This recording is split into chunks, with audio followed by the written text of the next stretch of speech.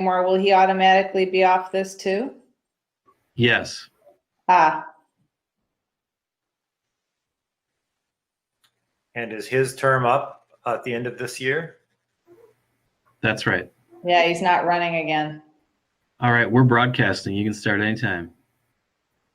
Okay, well, let's call this meeting to order. August 4th, 2020, Grand Marais Public Utilities Commission. What do you think about the consent agenda? Looks fine to me. Yep, looked good to me. Do you want to make a motion, Ann? I will. I move to approve the consent agenda. Okay, and that's Ann Passos. Oh, sorry, I didn't ID myself. Ann Passos, Commissioner. Yep, and I'm George Wilkes, Chair, I guess. So I would second that, and we all in favor of approving the consent agenda. Aye, George Aye. Wilkes and Passos. We'll probably get used to this Zoom meeting about the time we don't have to do it anymore, which will be great. Right? Yeah. And Mike, it looks like the only item on the agenda today is to respond or to consider the letter from Gary Gamble and the Harborview Apartments. That's correct. So they've made a request.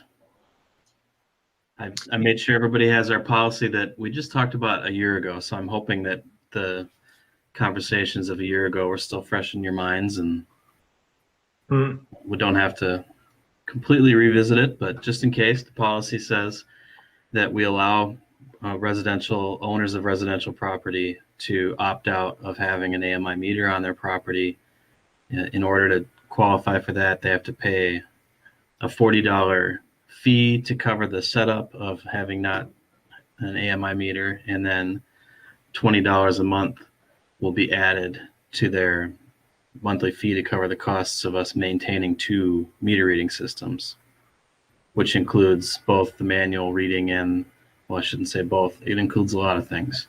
The manual reading of the meters, the operating of software that allows us to manually enter the readings, the maintenance of an inventory of digital AMI meters and non-AMI meters. It's a lot of additional effort and expense to accommodate, but if we have those residential customers who are interested in it, then we will, and we've had 5 customers opt out so far and about 1,000 meters installed. Okay. So I have a question. So on that apartment building, that fee would apply to each individual apartment renter? Well, first of all, that because they're not owner occupied, they don't even qualify to opt out. Okay. So otherwise we wouldn't have come to the PUC with this request at all. We would have just offered it to each of those customers if they wanted to opt out, but we don't offer it to rental properties. And for a variety of reasons, in this case specifically, because if any of the tenants decide to not opt out, then it really kind of defeats the purpose of any of them opting out in the first place, because there will be AMI meters inside the building. But beyond that, just the idea of having to switch back and forth between tenants that come in and out on a fairly regular basis, it's not something that utilities generally include in their opt-out policy. Okay. So then where does that leave us as far as addressing the request? Well, if you want to modify your policy to consider allowing it, we could. I don't think it's going to do them any good. I'm concerned that the communication that they've sent to us says they don't want not only an AMI meter, but they want to keep their analog meter, which is not a long-term plan because we can't buy them anymore. And also that they don't want to pay any additional fees for opting out of our system. So I don't believe that we can accommodate that unless you want to go back and reconsider the entire idea of AMI system in the first place, which I wouldn't recommend.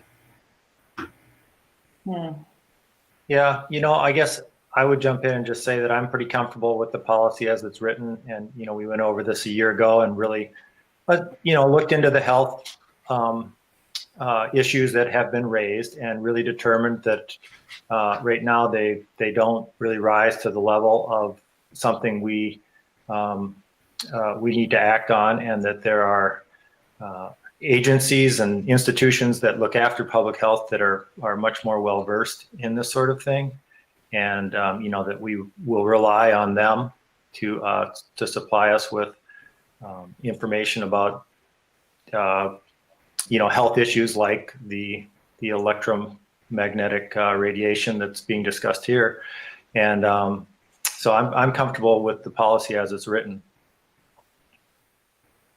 Yeah, I agree. I mean, I feel like when we looked at it a year ago, that we did discuss these issues and talked about trying to get the best science and the best public health expert, opinions, as you said, George, and made the policy based on that. So, yeah, I would agree. I don't really see that this would be a time to revise the policy. All right. Mike, do you have anything further to add? No. Okay.